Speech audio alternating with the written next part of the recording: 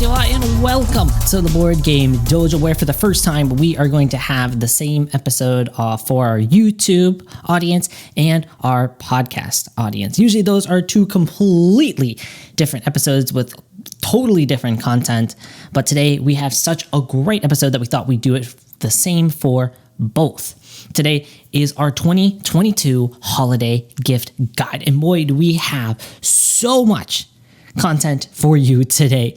We have 6 different price points of games. We have $20, $30, $40, $50, $75, and $100. And inside of those price points, we have 6 different categories of recommendations of board games. We have casual games, strategy games, family games, 2-player games, party games, and an import, as well as a board game accessory that is also for each price point. We also will sprinkle in some stocking stuffers that are those $10 to $15 small games that are going to be good there. And this total is more than 50 unique items that you can put on your wish list or buy somebody else for the holidays.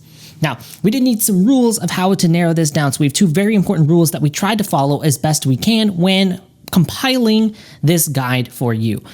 Item number 1 is that it has to be available. And it has to be available at somewhat of the same price that you would normally be buying it at. There is nothing more annoying than finding the perfect game for somebody and realizing that it is out of print, or you can't get it, or if you can get it, it is now 4 times the original price. Very annoying, so we're not going to do that. The second important rule is that we know that we are a small board game channel, we are a small board game podcast, and so you are probably going to other places first. And so therefore, we are not going to say the same games that everybody else is. So if we found a game that was mentioned in at least 2 or 3 videos from either 2021 or videos that were released from this year, we just totally wiped them out because it's not going to be very useful to you to hear the same items over and over again, the same games over and over again. So you're not going to hear about The Mind. You're not going to hear about Sushi Go. You're not going to hear about Cascadia, even though we would recommend those items because everybody else is recommending them anyway. And so you've probably already heard it. And if you're still watching, you probably decided that that wasn't for you. So that is how we compiled this list. Now, before we begin this guide here, we have a giveaway, and it is our first one. So we are going to give away a brand new copy of Anansi, which is a great trick-taking game. And all you need to do to go into the giveaway is to write a YouTube comment on any of our videos or leave us a 5-star review on your podcast app of choice. For every comment, like every different YouTube video that you leave a comment on or every podcast review that you leave, you get 1 entry into the drawing, and these will compile over time.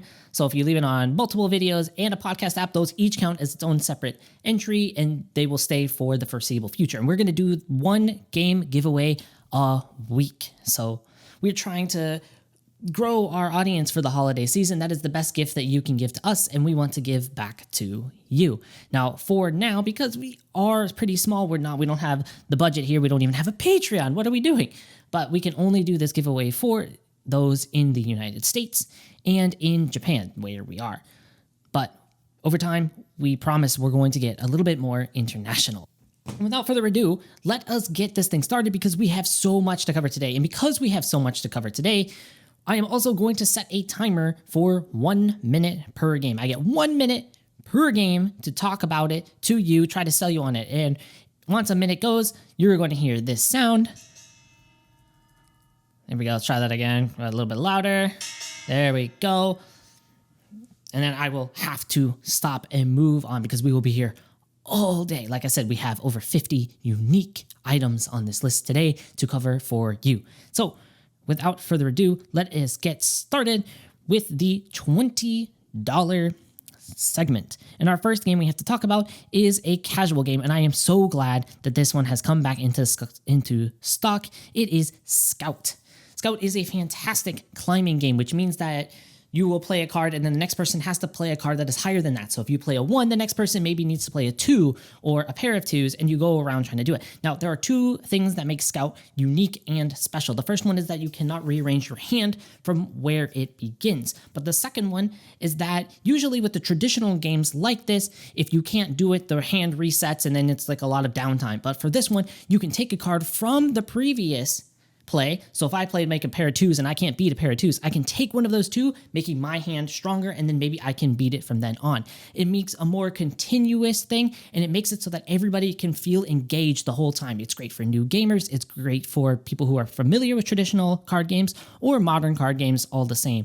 And I have to tell you that it has been a massive hit for my family. Oh, okay. Now for the next one. All right, the 2-player recommendation for $20 is Bandada. Bandada is a fantastic solo or 2-player game in which you are making a flock. That's what Bandada means. And it is the perfect example of so much game in such a tiny package, and the artwork is beautiful. You are going to take a card and you are going to manipulate the dice on the table that will give you points. But by taking that bird, you maybe can get a couple of points for the blacks that are 3s and 4s, and so then you can re-roll the blacks so that you can try to get more points. But at the same time, your opponent is also getting points for that. So it's a bit of a brain burner as you try to decide, okay, what cards can I take that give me points but don't give them those points? And as you play it more and more, especially with the same opponent, you start to go, okay, what are they trying to do? How can I take away points so that they're not getting that many points from those yellows anymore? It is a fantastic package, and I wish more people were talking about it because it is an excellent game. And for $20, I cannot think of a 2-player game that I have played more times in recent memory. All right, the next one that we got. Oh man, I have to reset the clock myself. All right, our strategic choice. Now, there are times during this thing that we are going to try to diverge the past, the one that is better for you. So I've got 2 quick ones here. And they're both Reiner Knizia auction games. There's High Society and then there is Modern Art. High Society is a totally card-driven auction game in which you will be betting to win certain points. But at the end of the game, whoever spent the most amount of money is eliminated because you spent way more money than everybody else. So it's so tense as you try to decide, okay, is it worth spending more money to try to win that thing? But at the end, I might have spent more money than anybody else. But the other game is Modern Art, and Modern Art is kind of this, I don't want to say satire, but kind of the modern art world. And it's a more traditional auction style game. You're going to be going through trying to bid on paintings and hoping that the artists that you have bought those paintings for become popular, because then those paintings that you have are now worth more money. Oh my goodness. Okay, basically High Society is the cheaper one, but for a few extra dollars, I would get Modern Art because it's so much more thematic and I think just a better game in general, but pick which one, whatever you're into. High Society is the quicker one. Modern Art is the longer one, but I think the better one. All right, going on to the next one, we have the party game for $20. And there are so many good choices here because this is where party games shine, is in that $20, $25 range. But the one I am going with is Quest. And I'm going with Quest here because it is a better implementation, in my opinion, than Resistance and Resistance Avalon. And the reason is because Resistance Avalon, for me, I guess I should talk about what Quest is. Quest is a social deduction game in which there is a good team and a bad team, and the good team needs to go on quests and succeed in those quests 3 times throughout the game, and if they do, they win. But if the bad guys prevent them from doing that, then they win. But for me, Resistance Avalon, it was always so slow because most of the game was actually like in the voting pattern sort of thing, and it was all about how well you could deceive others, how well you could lie to others, and it became more about that than the game itself. But Quest does a much better job, I think, because the leader just decides, okay, these people are going on the quest. I have decided it is not up for vote. But then it also becomes more about deduction. You can actually figure out who is the good guys and who is the bad guys. I think that this is a great screaming value at $19.99. All right, going on to the next one, we have our family thing. And again, we are splitting in 2. And they are both really excellent drafting games, which are a kind of game in which you are going to take one thing and then pass the rest of them to the person next to you, and it's going to go in a circle. So there are 2 ones, and I want you to pick which one you think is a theme that more is tasteful for you. One is Sushi Roll, which is a dice version of Sushi Go that you'll hear about probably in other holiday gift guides, but it's very cutesy. It has a lot of like individual dice have powers on them that you're going to decide, okay, I want this one, maybe I want this tempura, and that if I can collect another one, then it's worth 10 points. Or if that doesn't sound interesting to you, I would like Draftosaurus, which is dinosaurs, in which you'll be putting dinosaurs in different parts of your theme park, and different parts of your theme park score in different ways. So maybe if you can get 5 oranges in this section of the park, then you score a bunch of points. But this one, oh my goodness, we just want 2 of the same color so that they can mate. They are both really great games, and just pick which one you think has the better theme. I recommend them both. The next one is an import suggested, and I cannot believe that I am recommending this, and it is Nana. Nana is a memory game that has swept Japan and has gotten international. They now have multiple versions of it, a holiday edition and a regular edition. It is a memory game in which you are trying to compile the sets of 7 by remembering who has it, one in their hand and in the middle of the table. If you can compile 7, okay, you win. But you can also do it by collecting all the sets of 10 and all the sets of 3, because 10 minus 3 is 7, or 5 and 2, because 5 plus 2 is 7. Now, if you want to know if this game is for you, because it does get more expensive with the import fees, then I recommend going and checking out our video that we did on it, because I think we did a really good job. It's like a 15-20 minute video talking about the pros and cons and if it's right for your group or not. But I know so many people that have enjoyed this game, and it has actually been on like top 10 lists for 2022. So I want to recommend it to you because so many people have had fun with it. The next one is our board game accessory. And for me, $20 is, there's so many things. There's dice that you can get. There are sleeves that you can get. But the thing that has helped me the most in my board game collection for this price range are folded space organizers, or just any kind of organizer specifically for the games that I like. And I chose folded space because those tend to be the ones that fall in this range. They're not made of wood. They're made of foam. They're really easy to put together. But let me give you a caveat though. First is that look online as to which ones are actually the best ones. Some of them are really good hits and make setups just so much easier, so much quicker, and that makes me play certain games more. But some of them are more work than they are worth. I think of Concordia all the time. My storage solution was much better than the folded space one. So just go online and read the reviews. But folded space is a great idea for those who are looking to get maybe games that have a lot of components to the table more. All right, so up next, we have our stocking stuffer. And our stocking stuffer number 1 is Coloretto. Coloretto is a great one, and I know it might be in other videos, but I wanted to put it here because it'll go in print, and it'll be out of print, and it'll be in print for a year, and it'll be out of print for a couple years. So just get it while you can. But Coloretto is a great set collection game in which your turn is super simple. You'll either flip over the top card and put it in a row, or you'll just take one of the rows and all the chameleons that are with it. You are trying to collect sets of the same colored chameleon, but here is the rub. The 3 colors that you've collected the most of will be positive points, but if you collect the other colors, and I think there's 7 of them total, the rest of them are negative points. So you have to decide, is it worth kind of bailing out this round early and taking row early, because that ends your round for you, because there's all the same color and I want that color, or do I want to press my luck and keep going, because then if more of the same color comes out, more of the color I want comes out, then that'll give me more points. It is a great game, so tense, with so light on rules. I really recommend it. All right, we are going on to the $30 section. Let me get a drink because I'm talking a lot here. Hold on. I've got like a cup of coffee here, and then I've got a can of coffee here as a backup, so I'm going to be very caffeinated. All right, so the next one is the $30 mark. And the first one will be our casual pick, and our casual pick is Galaxy Trucker. Galaxy Trucker is a real-time game that you really want to play with a group of non-serious gamers, and that's why I put it in the casual category. You'll actually start by putting like one hand behind your back. You don't have to, but I like to play that way. And you'll put together a ship from this pile of components and the things that include like guns and batteries and rocket ship boosters. And then you'll go out and you'll need to try to pick up passengers and pick up goods and deliver them at the end. But along the way, you'll face aliens that are going to attack your ship and space pirates that are going to try to steal stuff from your ship. And as you're going and you're going and you're going, your spaceship starts falling apart. And so you might actually not even end up at the end because your spaceship is done. But it is a really humorous time. And I think the new edition of this, while being a lot cheaper than the old one, is also just revised enough where the rulebook is like easy enough to understand that new people can pick it up.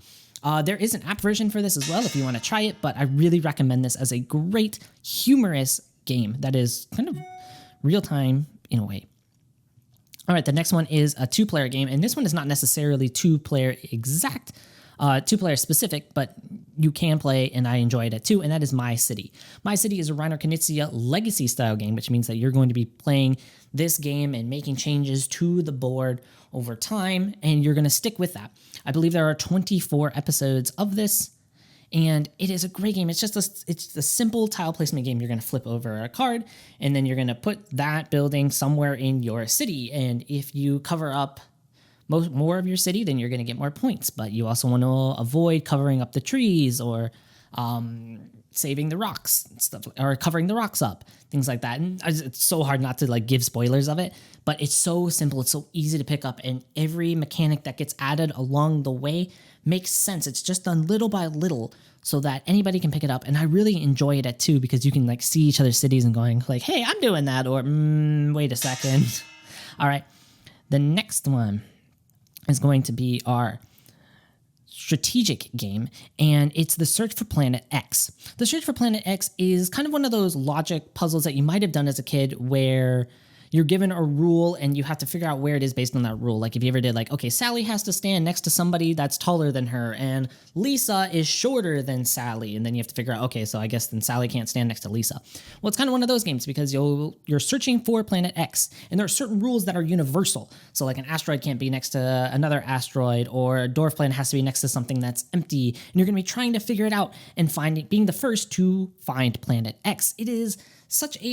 It's a logic puzzle. And I think that this makes a great gift because a lot of people, I think, were along the lines of, I don't know if I should get this or not because I'm either going to really like it or I'm really not going to like it. And so maybe it's not worth the $30, but I think that makes a great gift because you're giving them something that maybe they wanted to try, but they didn't want to spend the money on. And I think that this is a fantastic game.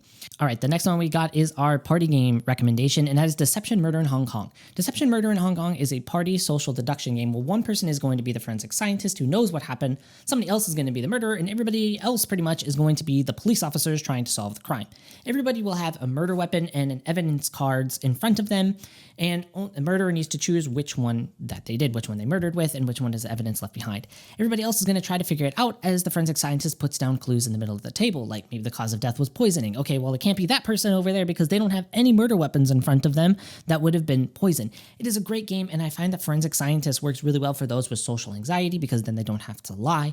And it's just a great game overall as everybody tries to build a narrative of what could have happened. No, it wasn't me because look, he said it was poison. I have nothing in front of me that would have been poison. It makes so much sense to go with that person over there. It's a nice icebreaker game as well, and I think just simple enough to go with both new gamers, but has so much strategy that's still in it that is also interesting for gamers who have played other games like this.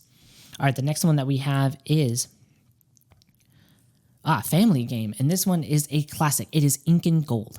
Ink and Gold is a push your luck game in which you could also call it Indiana Jones the game. I wouldn't blame you, but maybe not because of copyright, but you are going into a cave, and each time you need to decide whether to push further or go home and take back all the treasure you have acquired thus far. If there are two of the same kind of danger, like spiders and snakes that pop up, you lose everything that you've gotten so far. So you need to always make those decisions as to whether to push further and get richer or go home. I love this style of push your luck game because it is so simple, but it also requires this, like taking ownership of your decisions. Oh, I lost this game because I didn't push far enough. I was too chicken. Or I lost this game because I had too much hubris and I should have just taken my winnings and gone home with it, but I wanted more. It's such a funny game, and it's such a simple game that anybody can get it. And that seems to be, and that's kind of a theme for this list, is a lot of these are kind of, a lot of these are games that make for great gifts because they're not going to be taxing to get to the table in general. All right, so the next one we have is an import, and it is the great game Rumble Nation.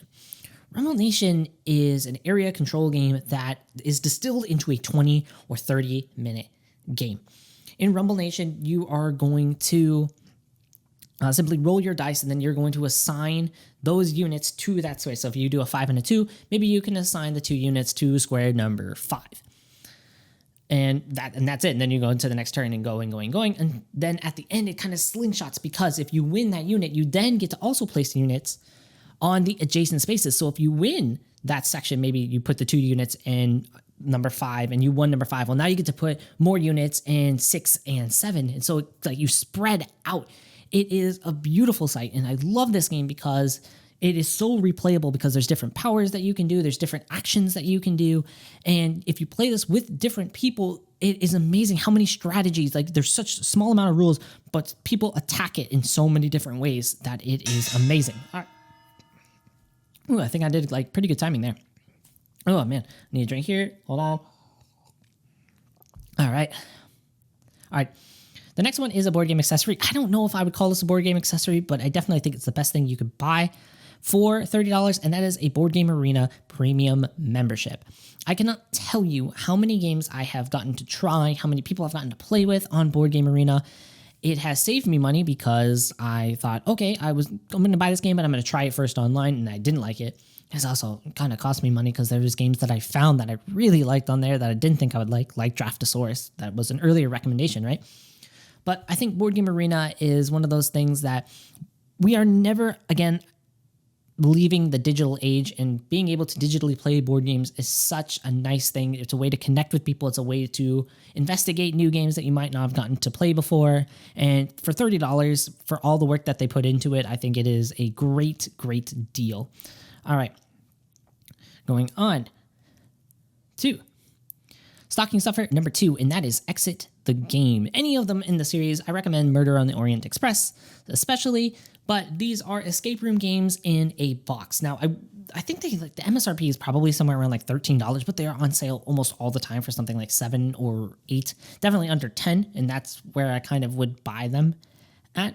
But they are escape room games in a box, in which sometimes you'll be destroying the box or using the box. It is an experience. I recommend this at 1 and 2, not really at 4 or anything like that. But if you're looking for something, or you're looking for someone that likes to play a game by themselves, likes these kind of puzzles, or doing something as couples especially, I think this is a great couples game. It's a good stocking stuffer to put in, and there's lots of variety. So if you like one, then there's more for you to experience. All right. Going on. All right, we are now at the $40 mark. We're trucking right along here. And our $40 casual choice is Awkward Guess. Now, this is kind of Clue 2.0, but a lot better, I think. You will be exchanging cards with people as you have clues as to who done it. You're trying to still figure out the same thing. What was the murder weapon? Who was the murderer? And where did they murder them? But you're actually encouraged to exchange information here. As on your turn, you'll say, okay, I want information on the study, and I want information on the billiard room. And anybody that has that, there are values of how useful that clue is on everybody's card, and say, okay, I will give you a 2-value card. And you can accept it and okay, yeah, I will definitely take a 2-value one. Here is 2 back. And you exchange that, and now you both have clues. It allows so much more deduction as you're trying to figure it out. Okay, they walked through this room, so they could have picked up that murder weapon, but if I know that they walked through that room and not that room, then they could not have gotten that murder weapon because they couldn't have picked it up. They didn't go through the billiard room. How could they have picked up the pool cue to murder weapon? So now I can deduce that it's not the pool cue. It's an excellent game, and is now widely available. I really would pick it up, especially if you or your family are into Clue. All right, we are going to another little not diversion. What's the divergence? There we go, divergent. We are now diverging. There we go. That's the word. And you are going to know immediately if the first one is up your alley or not. For 2-player, the first one is Sherlock Holmes Consulting Detective. Now, I do recommend the newer ones for this one, but I'll get to that in a minute.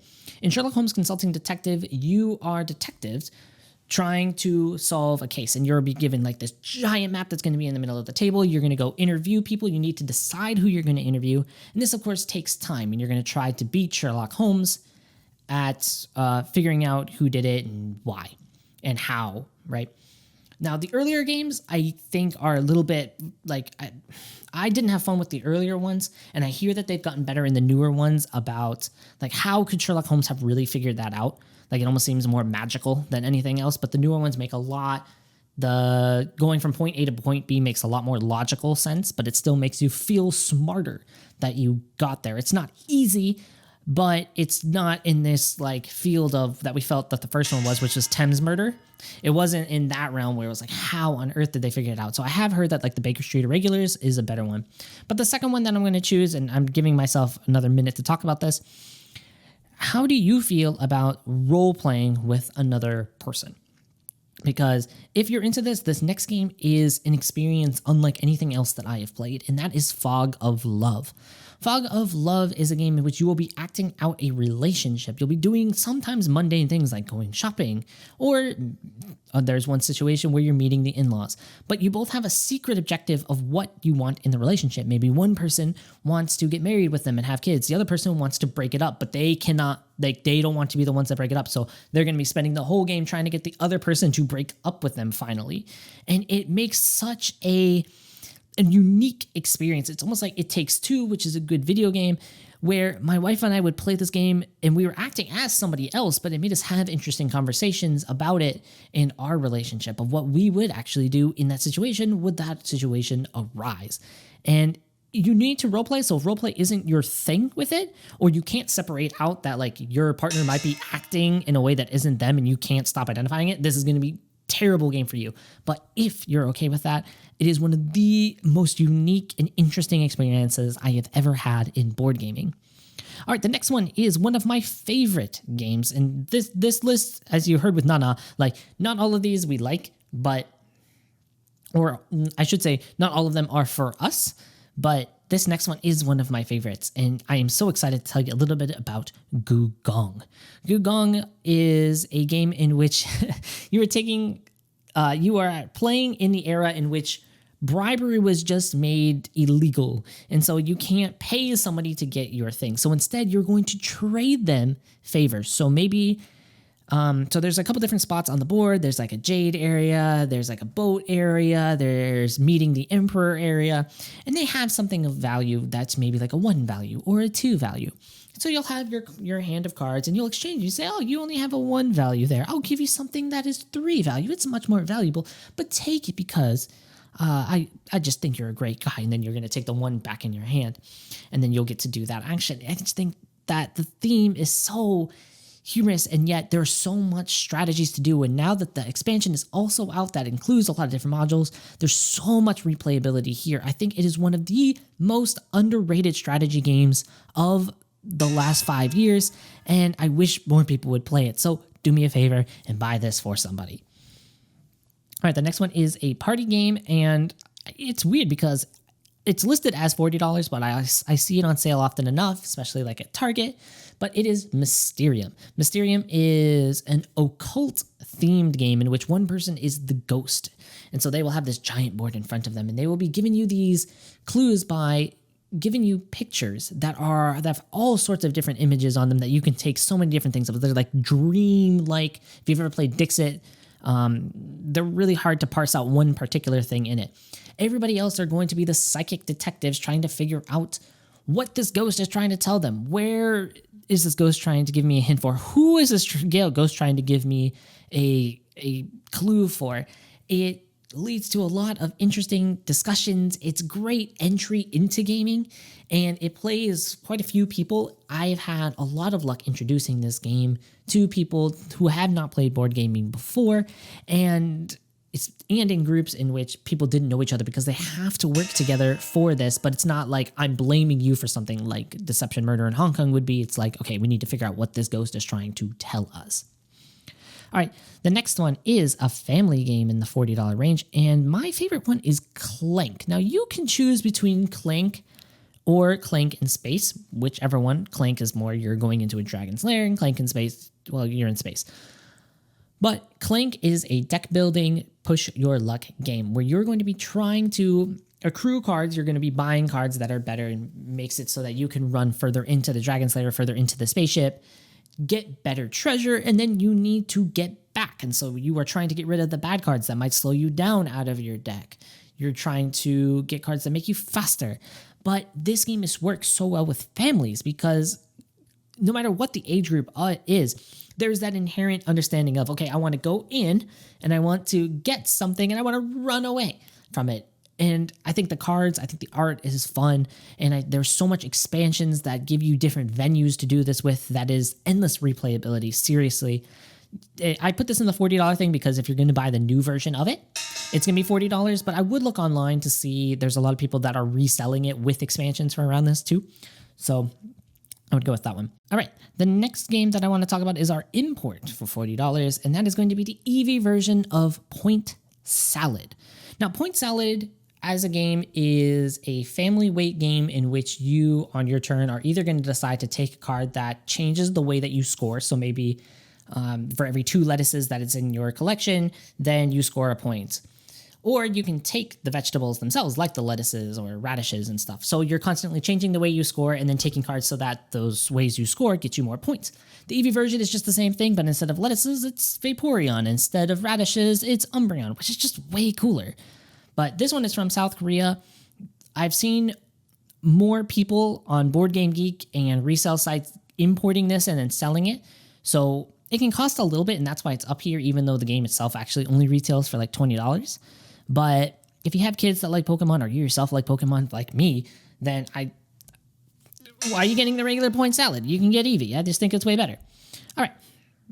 So let's go to the accessories for $40. And for me, the best thing that you can get for $40 is custom meeples.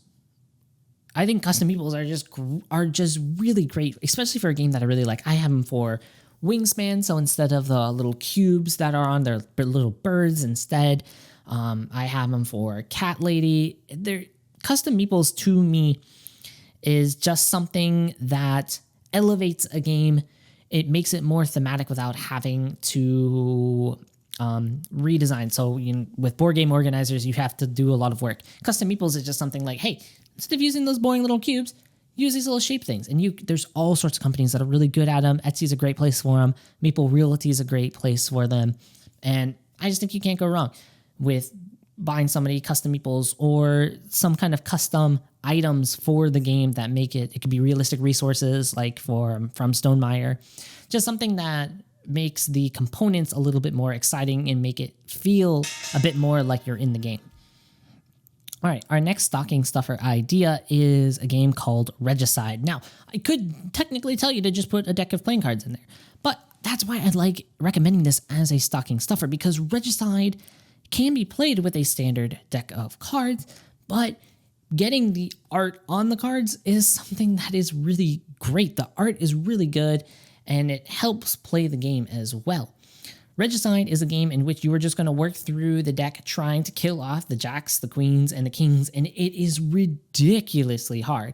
Each of the different suits have a different power, and you're working together cooperatively I keep hitting my microphone, to get rid of them. I think I've played this game something like 50 or 60 times now, and I have won 3 times, I think, maybe. And I think all of them were down to luck. I really love this game, and this makes for a great gift because I think a lot of people have chosen not to get the art version because they can play this with a deck of cards, but putting that in a stocking and saying, hey, you can play this game now with the great art is a great gift, I think.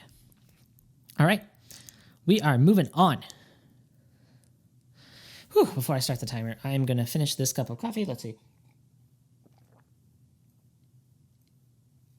Oh my goodness. Oh, cold. Oh, that got cold. Okay, we're moving on. Moving on to the can. All right, our $50 area. Let's start with our $50 casual game recommendation. And we have 2 again, because you're going to know right away if the first one is not going to be your thing at all. The first one is QE. QE is another auction style game in which the person that spends the most money loses. But the thing about this game is you can just spend as much money as you want. You have unlimited money because you are governments just printing money. You could say, I'm going to bid $1 bajillion, and okay, you won with $1 bajillion, but maybe somebody else won a different bid with $2 bajillion, and so now they have spent more. So as long as you aren't the person that spent the most amount of money, you're fine.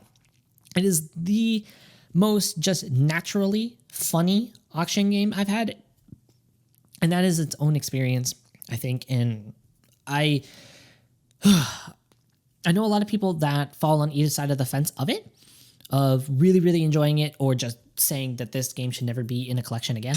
But I think it is a great game, a great experience to have for $50.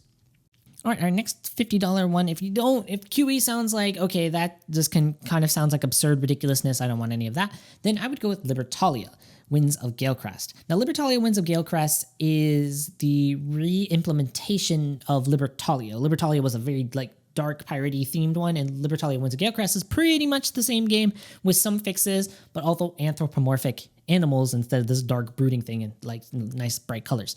But in this game, you are the captain of your fleet, and you have to choose a crew member to go to shore every day and pick up the treasure.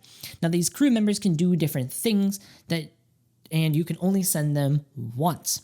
So once you play that crew member, they are gone.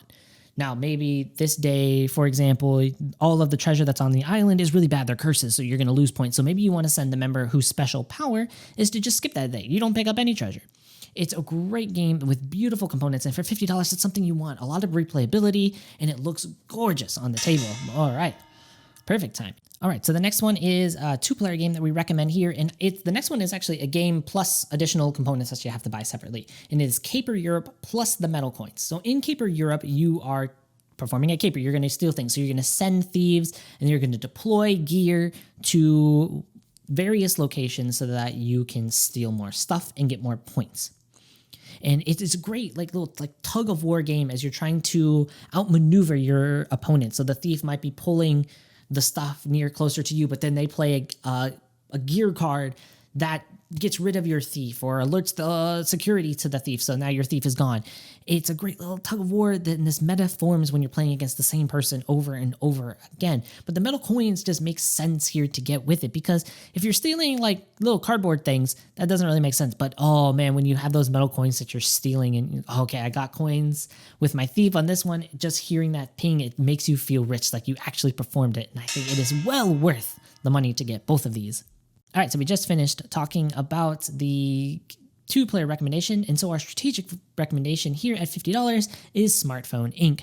Smartphone Inc. is a game in which you become the CEO of a smartphone company and you're going to be developing your technologies, building transportation networks throughout the world, and deciding what kind of company you want to be. Are you the kind of company that sells cheaper phones, but a lot of them? Or are you going to be the smartphone company that is really expensive, selling less phones, but you have the coolest technology? Throughout the game, you're also going to be selecting actions by overlapping cards that you have that have different symbols on them. And I think it's a really cool way of selecting your actions, and because whatever is uncovered is the action that you get to take. And it's this really forward planning, and the fact that all of the symbols make sense. All the presentation is beautifully laid out. The graphic design is just so quick and intuitive. And I just love the little details, even in the components, they have the tray that has little slots for all of your different sized cubes. This game is, again, one of those underrated games that you need to get a hold of. But I do want to warn you that if you're going to play this mostly at two players, you should get the expansion. It's not very expensive, but it has a two-player map and different two-player rules that you need to get. All right. The next one is our party recommendation at $50. Party, we're starting to get to the point where the party games are going to start getting a bit more after this, but for now, $50 is a good price point, I think, for Camel Up. Camel Up is a ridiculous racing game in which, just from the premise, it's already going to sound like it's crazy, which is you are betting on camel races, and the camels can ride on each other's backs. You can bet on which camel is going to win. It's so just random and silly. It's it's in this line of racing games. I guess it's not a line, but it is one of those racing games where if you are in a serious group, then a game like Winner's Circle is probably going to be more of your thing. But Camel Up is one of those games in which there's a bunch of people that can play it. It's really easy to understand. And it's just like you're going to be screaming for certain colors of camels to win. And how many games can you say that about? All right, the next one is a family game. And again, like $50 for a family game is getting there. But if I'm going to spend $50 on a family game, I want it to be something that is replayable. I want it to look good.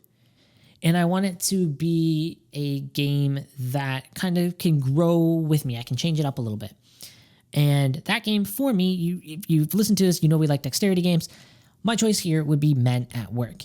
In Men at Work, you are doing a construction site, and you might draw a card that says, okay, you know, you have a worker here, a worker meeple here, and they need to have a garter on their thing. And so you're building this up, and you're building up this construction site, and it looks gorgeous on the table. It looks amazing. You're going to be taking pictures like, oh my goodness, look how cool this construction site is. And then your boss comes, so you want to show off, and you want to do something really cool, so you get Employee of the Month. But oh no, now you just made this meeple that was way up here fall down, and well, that's going to be a work hazard. That's not going to get you Employee of the Month. That's going to get you a lawsuit. And so it is a really funny game that looks great. And if I'm going to spend $50, that's what I want. I want an experience that maybe I'm not going to play this 20 or 30 times, but I'm going to play this 10 times, and I'm going to have an amazing time every time I do. All right, the next one is our import, and the import here is absolutely no question. It is Tiger and Dragon by Oink Games. Tiger and Dragon is becoming more available. It kind of, I hope so. Like, it seems like every time I'm going to recommend it to people, it goes out of stock again. But it is a re-implementation of the traditional Japanese game Goita. And in it, you are simply going to attack or defend. If somebody else plays a 1, for example, you need to defend by playing a 1 if you have it. And you go around the table doing this. It plays multiple players. It's this kind of Zen-like game, but in which you have to kind of go with the ebb and flow of the game. And if you want to learn a lot more about it, I do recommend going to our video, because we not only teach it, but we give you a review of it. But I really like this game because it is so pleasant and yet so brain birdie. I have never felt so simultaneously calm and stressed than when I'm playing this game. So pick it up. Also, it just is beautiful. It's got like these little what is that game called? Oh yeah, Mahjong. It has beautiful Mahjong tiles that you're playing with. It's just gorgeous. Like, you got to go take a look at some of the stuff. It's awesome. All right. Next one is an accessory.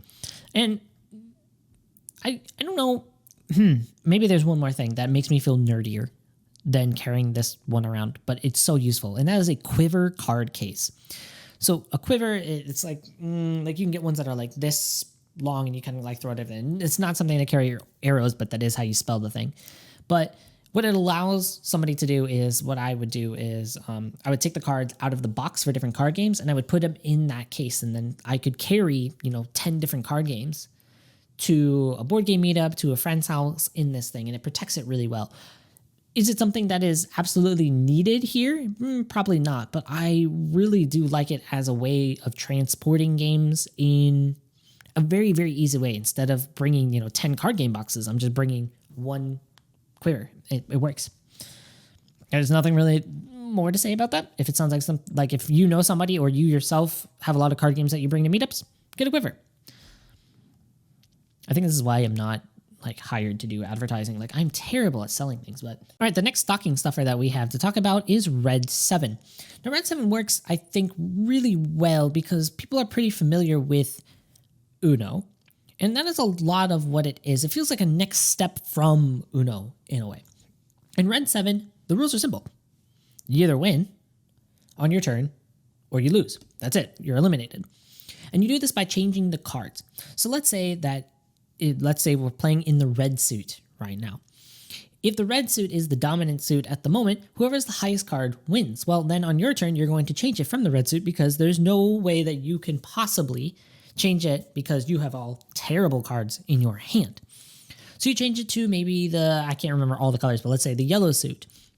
And it's how many of the same color you have in front of you wins. And oh, you have 3 yellows in front of you. Nobody else has 3 of the same color in front of you. So now you are winning. So you're safe. Next person. And these multi-use cards, it's by Carl Choduk. And these multi-use cards, it sounds complicated, but once you see the components in front of you, in the cards in front of you, it's just a bunch of cards. Like it works really well. I think it's a great filler game. It's quick, and as long as you don't mind that you could be eliminated pretty quickly, it's nice. All right, let's move on to the $75 mark. And the first one we have is casual. So I think that there's something really annoying to myself at least, but I think to other people too, when they hear about a game and then it's like, well, you need an expansion to kind of make the game better, make the game as good as it can be. And so a lot of people like me will just go, I'm not buying the game then. Like, I just won't do it. So that just makes it a great gift then.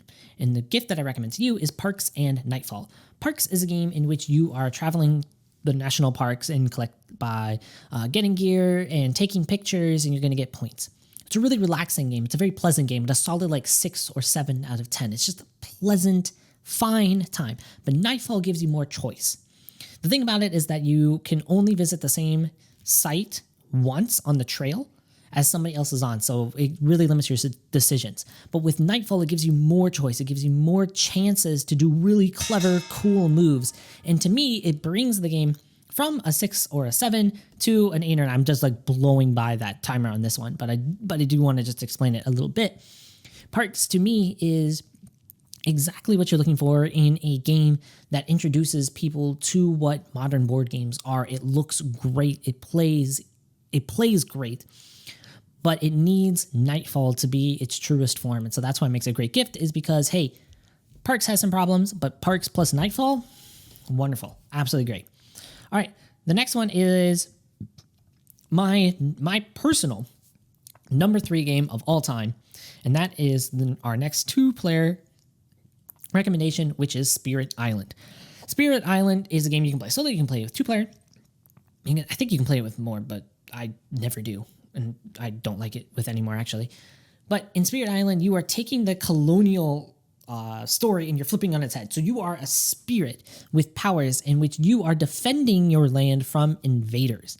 And different spirits have different unique powers that you'll be building up your deck to do. So maybe this spirit is good at scaring the invaders, and this spirit is great at then killing them, but they have to be by the ocean. So this spirit, you're going to get them to be scared and go from the middle of the island to the outside of it so that this spirit can swallow them up whole. It is so fun to play both solo when you're playing with 2-handed, but it is great 2 players because you're going to work together to kind of do this. Okay, I can do this. You need to figure that out. But there's so much going on that it actually limits the alpha gamer problem. And that's what we call when one person can go, I'm going to do this, you need to do this. There's just so much going on in this game, and there's so many things that you have to think about on your personal turn that there is no way to do that on this game. Spirit Island, excellent. Like I said, my personal number 3. All right, the next thing that we have is our pick for a strategic game. And again, we're going with 2 different things. And I want you to ask one question here. Do you have the same group of people together that could do a story together? If the answer is yes, then the recommendation here is King's Dilemma, in which you will be making decisions and kind of role-playing out that you are the head of the family and you need to do votes on new laws that are going to benefit your family for the long run. You're going to play over the generations. If not, then the recommendation here is Sidereal Confluence, which is another negotiation-style game, but it is amazing how much this game feels like the nicest negotiation game while still feeling like you're losing, because it rewards you for making good trades with it. Because I maybe only produce the blue cubes. There's no way I can get the orange cubes unless I trade with that player. And so it benefits us both to make good deals throughout the whole thing. Negotiation games, I think, are great in this kind of price range. So just ask yourself, are you going to have the same people? Because I think King's Dilemma is the better game here. But if you don't have the committed group that can play this for I don't remember how many exact games you have to play of this, then Sidereal Confluence is another amazing option here. All right, the next one for our $75 unit is the party game. And for me, the best party game you can get at $75 is Classic. Now, there are different versions of this. There's a Classic of 2 players and a Classic of 4 players. I prefer the 2-player version. I don't like the 4 one at all, but if you have a family of 4, go for it, get the 4 one. But Classic is kind of like air hockey, or at least that's probably the closest thing I could do. But instead of on air and on a table, you're playing with these magnets underneath. And there are these obstacles that are in between you and your opponent. So you are trying to get this ball to the other side and past the other person, and past the obstacles to get, I think they call it a class, but it's basically a goal.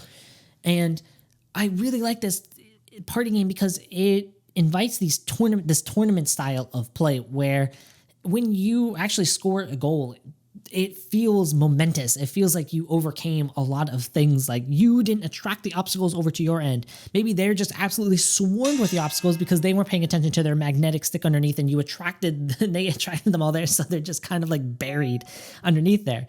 I think it's a great, funny game, good for all ages. All right, so the next one we have is a $75 pick for family game. And that is going to be Disney Villainous. And it's going to be the 3-pack here at this point. Disney Villainous is a game in which you are playing against other people who are other Disney villains. So it might be Maleficent versus Pete versus Gaston, and you each have a unique win condition. So, for example, Captain Hook needs to kill Peter Pan, or Gaston needs to defeat the Beast. Things like that. It's very thematic, and it has screenshots from the movie.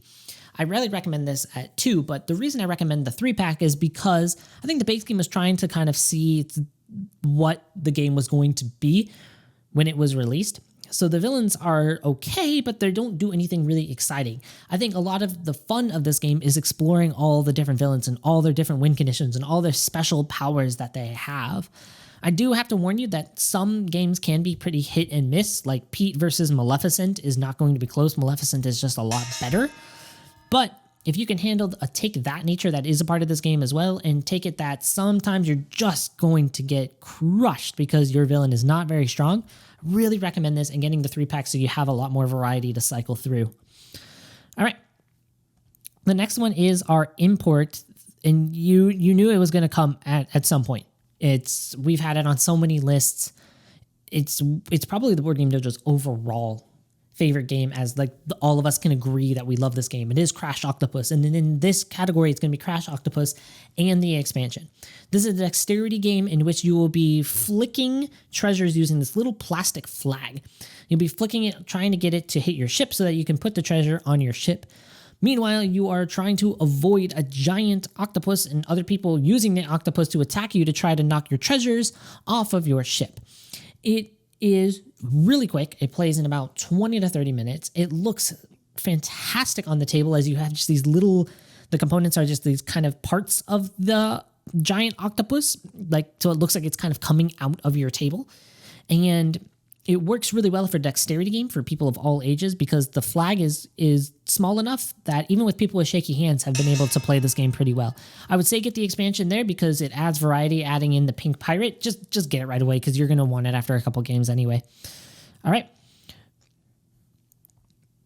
Going on here, we have an accessory here for the $75 range. And for me, the answer is to get a full table playmat or game topper, whatever one you want. For me, I play a lot of card games, and I think that has something to do with that Japan just has a lot of card games based on the fact that they just don't take up that much room. But I kind of got tired of not being able to pick things up very easily, moving things around. So for me, getting a full table playmat was a game changer. It is absolutely worth spending the money for a nice one that is not going to peel. It's not going to get all over the table that's underneath. I tried buying some cheaper ones, and just like that neoprene on the bottom would wear off on the table and stuff. So just investing in a really nice one that takes care of the whole table so that you can put the whole game on it. It's getting more and more popular to take pictures of your finished game states and post those, so it just makes it look a lot nicer and it cleans up really easily. Just invest in a nice playmat. Just makes gaming great. Seriously, it saves a lot of hassle. All right, our next stocking stuffer idea is a trick taker, and it is Skull King. Skull King is a very easily acquirable game nowadays, so I can actually recommend it to people. Awesome. So in Skull King, you're playing a trick taker in which it has these different suits like mermaids and Skull Kings, like pirate captains. But before each round, you're actually going to look in your hand, and then you're going to have to bet how many tricks you are going to win this round. So you go, we used to do like yo ho, a pirate's life for me, and then that would be like how many we did. But it's the difference that matters. So if you get it right on, I think you get like 10 points. But if you are one off, then you get a certain amount of points difference. And the further you are apart from your bid, the less points you get. And so you have to be good at reading your hand of, oh man, okay, I have a really good hand, so I think I'm going to win 5 tricks. Maybe I can win with like 5 of these cards. It's a really good introductory into bidding trick-taking games, which is a very specific genre of trick-taking. All right, our $100 recommendation for the casual one is Everdell Collector's Edition. So Everdell is a game that is a mix of worker placement and tableau building. So worker placement meaning that you're going to put your worker down somewhere on the board, and the different spots on the board do different things. So it might give you wood, or this one might give you gold, or this one might give you berries, things like that. You're going to use those to then recruit workers into your town. That's what you're doing. And these workers can also do things like give you more resources, or give you points, or help you enter into these contests that are around this Everdell tree. And ultimately, it's a very easy game to learn, but the presentation is just astounding. It has to be like top 10 best presentations I've seen in board games, even though the Everdell tree is not that useful. But what it does is it allows for people to experience, like Parks, I said earlier, let's say, okay, board games have gotten to this point where it can look this good. In the collector's edition with the metal coins and the nice components, the beautiful components that are even better than the standard version that is already pretty good. It is one of those, I have bought it and then I've given it to somebody who just got enamored with it. I bought another copy and then gave it to somebody else who was like, wow, I just want to play this a bunch of times, because there's just so many strategies you can do with the interlocking, somewhat overlapping abilities of the different characters that you're putting in your village, that I just think Everdell Collector's Edition, if you're going to go for it, like if you want $100 for a game that you can play a lot of times, Everdell. All right, so the next one we have is our 2-player game. And to be honest, this is the only one on our guide that I have not played. But you hear enough people talking about it that I am going to recommend it to you, and that is Mage Knight, the Ultimate Edition. So Mage Knight is a game in which you are going to start as a not super powerful hero, but over time, as you're going to gain fame, and with game, you're going to build skills and abilities, and you're going to climb up the skill tree and try to fight bigger and badder enemies. With 2 players, you can actually do this a couple of different ways. I believe you can work cooperatively, but then you can also do competitively as you try to battle each other for fame. But overall, this game is just like a story. It has this big arc in which you can see the progression of your character and you can feel yourself getting better. You will need a lot of table space for this, and you'll need a lot of time to play it. I hear the rulebook is kind of a beast, but if you are really somebody who is interested in games that have this, especially video gamers are going to love this kind of thing, Mage Knight Ultimate Edition, because it has a few of the expansions that add more variety to the base game. Go for it.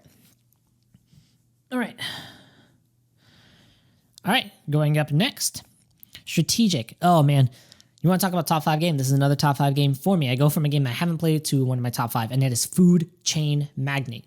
Food Chain Magnate is a splatter game in which it looks ugly. I'm not gonna lie. It is a very practical looking board, but you are going to be starting a food chain and hiring workers, and that's most of the game, is that you're going to decide who you're working, and then you have to pay those salaries so they can do their power, but then you have to be able to afford them, and you're going to try to chain them together so that you can simultaneously build up your restaurant while also making other restaurants fail. So maybe you market You hire a marketing director so that you can market the burgers because you're the only restaurant that markets burgers. And now everybody in the area only wants burgers. They now no longer want to eat pizza, but all of your competitors only make pizza. So now you have caused them to lose a ton of money in the next turns as everybody is scrambling to your restaurant to eat the burgers that only you have. It is a mean game. It is a somewhat long game. It is a complicated game, but if you can get through it, and if you're the type of player that likes that, I cannot think of a better game for $100 for you. All right, moving on. We have another party game that is like Clask. I recommend playing in a tournament mode. This one's a little bit different though, because this is actually on the cheap end of the way to buy this, and this is Crokinole. Crokinole is a dexterity game in which you really you're just flicking the disc into a hole. How could it be? How hard can it be? You just put the disc and you flick and you put it into the hole, right? No, it is really difficult.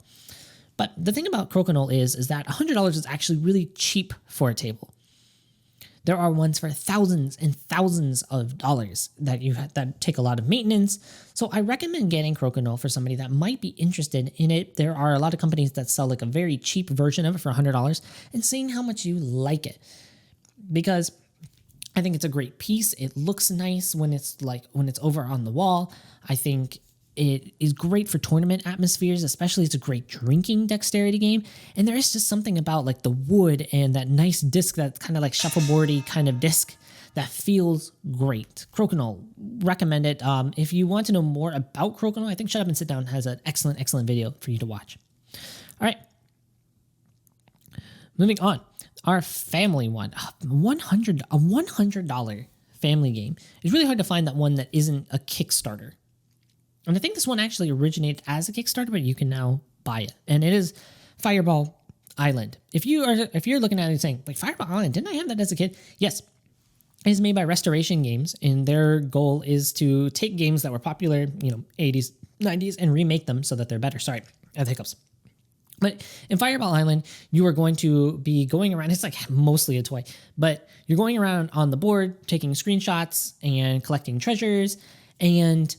But every once in a while, you'll pass something in which you are going to put fireballs in the volcano, and it is going to spit out these fireballs, the marbles that go around and if they knock you over, then you lose some of your treasure. And the closer you are to the middle of the volcano, the better the treasure, but the more chance you have of being hit. It is a great game to play with families. I found that kids love this game. Maybe I think they just like chucking the marbles at me and hitting me with them. But it improves upon the original game a lot. I actually gotten a chance to play the original one and the new one, and I feel like the new one is better in every single way. Just make sure that you are getting the Restoration Games version of it. I think Goliath makes a version of it too, and that one just isn't as good. It's a lot cheaper too, but get the Restoration Games one. It is hysterical fun. It really is. It is like 60%, 70% toy. It is definitely a gimmick, but isn't that just a great game to give as a gift? A game that is just like you're going to play and you're going to be like, this is really, really funny. I like it. All right. The import to go is Yokohama. Now, Yokohama is a game in which you'll probably have to use something like Bai to import for you because Okazu brand, which is the designer of this, they don't export usually. Or you can find this on used game markets. But Yokohama is a worker placement game in which you are going to put down a couple of your workers and then you have a president. And you can only go where you have put down assistants, your workers, beforehand. And then let's say you have 3 workers there, then you have 3 powers. So maybe in that space you have 3 fish. I should probably give a more like general overview of what this game is. You are the president of a company and you are going to be amassing technology, fulfilling contracts for foreign traders that have come to Yokohama. It's a very specific time in Japanese history in which Yokohama opened up to not only the Dutch, but the British and the Americans and the Germans. And so you are going to just be amassing points by fulfilling the contracts for these people, by founding new technologies. And overall, there's just so much to do all of the time. And there's so much variability in the setup. and in the contracts and in the technologies that you're never really going to play two of the same game here. I think this is a rare game that plays very well at 2, 3, and 4. And so I recommend it if you can get your hands on it. And like I said, you might need to use a third-party service to get it. But if you can get it, it is a fascinating game. All right, our next accessory is, along with the quiver, probably the thing that's going to make you look the nerdiest. But like the quiver is great for card games, I just recommend getting a board game backpack. And especially, now maybe this is coming from somebody who needs to go outside a lot when I'm going to board game meetups to take the train and to take the bus. But I really recommend getting one that is weatherproof, especially. I like the Geek On ones a lot, but I know Board Game Tables makes some good ones as well. But a board game bag just makes it so easy to transport games from point A to point B. I don't think you really need that much of an explanation for this one, but that is just my recommendation, is to kind of look for one that is at least weather resistant, water resistant. You never know when you're going to need to go even from your car to the door and it's raining. Like, just that little bit of resistance, seriously, it makes at least the peace of mind is nice. All right. Our final thing on our list, 2 stocking stuffers. And again, it's kind of your choice as to which theme you like better. So it's two-player games that are very tug-of-war-like. And it is Hanami Koji, which is all about attracting geisha to your side and has a very I-cut-you-choose style of picking your cards. Or Air, Land, and Sea, in which is all about choosing the right cards, but also choosing when to surrender. If you don't think that your cards are good enough to win this war, you can surrender early, and your opponent, by winning the war, will win less points. So you might have a chance of coming back later and doing better. I think Air, Land, and Sea is probably the better game of the two, but the war thing, and even the Critters at War, which tries to do like anthropomorphic animals instead of like the kind of MASH style Art of War thing on the original Air, Land, and Sea. If that's not your thing, I know a lot of people that are pretty off put by it. Hanami Koji is a great game that, and both of these offer so much replayability because they offer lots of brain burniness for such a simple set of rules for both of them. All right, we did it. We got through it. We did it. お疲れ様でした。We hope that you enjoyed this. I hope that most of it makes sense. I'm sure I rambled on a lot of them there. Thank you so much for joining us. Have a great holidays. Just a reminder that you can enter the contest again by leaving comments on our YouTube videos, leaving 5-star reviews on podcast app. And if you haven't checked out YouTube or the podcast, you're listening to the other one, hey, check it out. You can also check us out on Instagram. Have a wonderful holiday season, everybody. ありがとうございました。じゃあねー。